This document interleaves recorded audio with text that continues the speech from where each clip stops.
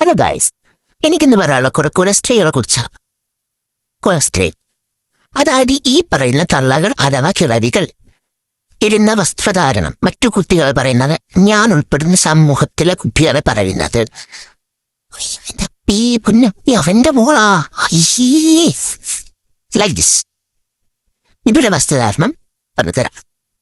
ഒരു പേശ അല്ലെങ്കിൽ കൈര്, ട്രാൻഡൻ സ്ലാങ് പറയുമ്പോൾ ഒരു ജമ്പർ അഥവാ ബ്ലൗസ്, പിന്നെ ഒരു മേൽ കൊണ്ടൊരു തോർത്ത് ഇട്ടാലായി, ഇല്ലെങ്കിലായി.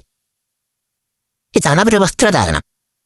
വയറ്, ബാക്ക്, ക്ലീവേജ് എല്ലാം കാണിച്ചുകൊണ്ട് നടത്തം. അത് നിൽക്കുന്നത് നട റോഡിന്റെ സൈഡിൽ. ഇതിലെ ആൾക്കാർ എന്തൊക്കെ ചെയ്യുന്നു, ആരോട് പോകുന്നു, ആരോട് സംസാരിക്കുക, എന്ത് ഡ്രസ്സാണ് ഇടുന്നത്, ആരുടെ മോൻ ആരുടെ ഭേദം മോളുടെ കൂടെ പോയി എന്നൊക്കെ അറിയാൻ പറ്റുള്ളൂ. അവിടെയാണ് അവർ നിർത്തി തുറന്ന് കാണിച്ചിടുന്നു. എന്നിട്ട് അവരുടെ മക്കൾ, മരുമക്കൾ, തീരെ കുട്ടികൾ ഇടുന്ന വസ്ത്രധാരണം കണ്ടാൽ അതിൽ കുഴപ്പമില്ല. കണ്ടാന്റെ വീട്ടിലെ അവളന്മാരെന്തൊരു ചെയ്യുന്നതാണ്. ഇത് നമ്മൾ വരില്ല, ഞാൻ ഉൾപ്പെടുന്ന ക്രോപ്പ് ടോപ്പ് വിത്തിപ്പുരം വയറാവെല്ലാം കണ്ട എന്റെ പൊന്നു. അത് ഇവര് ഈ വസ്ത്രം ധരിച്ചുകൊണ്ടാണ് ഈ തള്ളകൾ കുറ്റം പറഞ്ഞു. ഒരു ഉളുപ്പുമില്ലാതെ അവരെ മാത്രം തെറ്റ് പറയുന്നത്. ഈ ജെൻസി കിഡ്സ് എന്ന് പറയുന്നത് നമ്മുടെ ജനറേഷനിൽ കുറെ കിഡുകളുണ്ട്.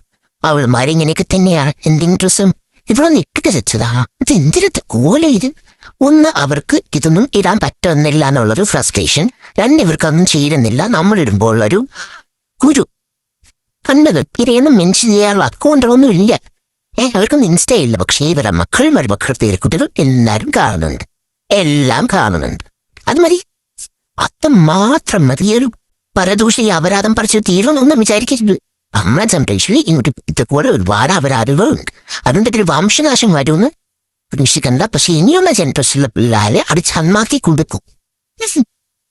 ഈ കാളമ്മ ഇട്ടേരുടെ സ്വന്തം അമ്മമാരെ പിന്നെയാണ് അറിയാണ്ടു.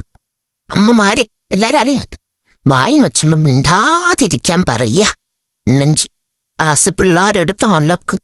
അപ്പൊ നിങ്ങൾക്ക് മാറക്കീടാണ് ആലോചിച്ച ദുഃഖിക്കണ്ട.